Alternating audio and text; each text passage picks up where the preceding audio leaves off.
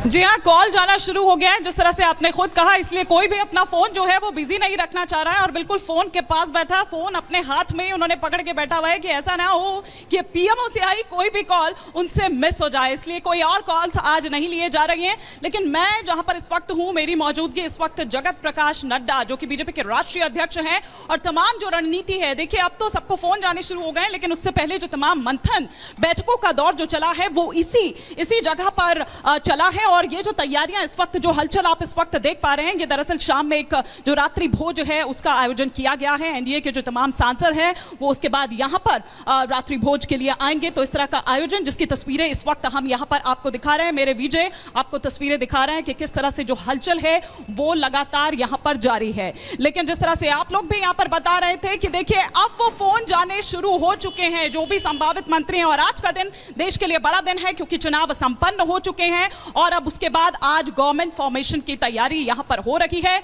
इसे भव्य बनाने के लिए जो तमाम तैयारी है वो की गई है। यह अलग बात है कि इस बार बीजेपी को बहुमत नहीं मिला, लेकिन इस बार बीजेपी नहीं बल्कि जो गठबंधन सरकार है, एनडीए की जो सरकार है वो यहां पर होगी। और जैसे ही तीसरी बार प्रधानमंत्री नरेंद्र मोदी शाम 7:15 बजे शपथ लेंगे, वैसे ही वो जवाहरलाल नेहरू के मतलब 60 से 62 साल बाद ऐसा मौका आया है जब नेहरू जी की बराबरी करते हुए प्रधानमंत्री नरेंद्र मोदी नजर आएंगे। यह अलग बात है कि तीनों बार की अगर हम बात करें तो बहुमत था, पूर्ण बहुमत की वो सरकार थी, लेकिन यहां इस बार अगर हम देखें तो 2014 में, 2019 में बीजेपी के पास भी पूर्ण बहुमत था, लेकिन इस बार पूर्ण बहुमत तो नहीं, लेकिन हाँ गठबंधन की सरकार ये है। और कई ऐसी बातें, कई ऐसे जो अलग अलग एजेंडाज हैं उनको लेकर भी चर्चा लगातार होती रही है, उसका भी हम रुख करेंगे। लेकिन मेरे तमाम सहयोगी इस वक्त अलग अलग जगहों से हमारे साथ बने हुए हैं। मीनाक्षी का भी मैं एक बार रुख कर लेती हूँ। मीनाक्षी, सुबह से आप तस्वीरें दिखा रही थी कि आज प्रधानमंत्री नरेंद्र मोदी ने किस तरह से अपने दिन की शुरुआत की। सुबह सुबह वो पहुंचते हैं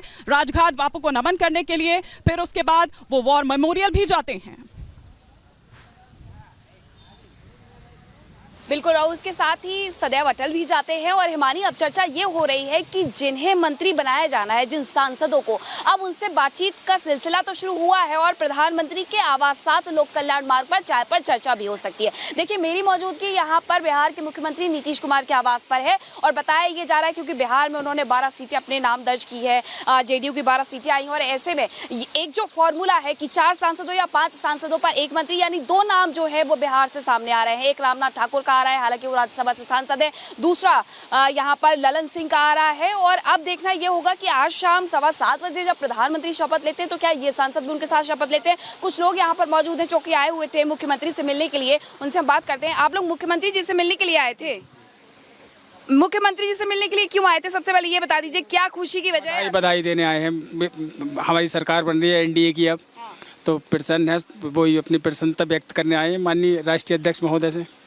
अच्छा, किसे देखना चाह रहे हैं आप कि बिहार से ये लोग आए और ये लोग कैबिनेट में शामिल हो जाएं? 2 नाम बता दीजिए आप।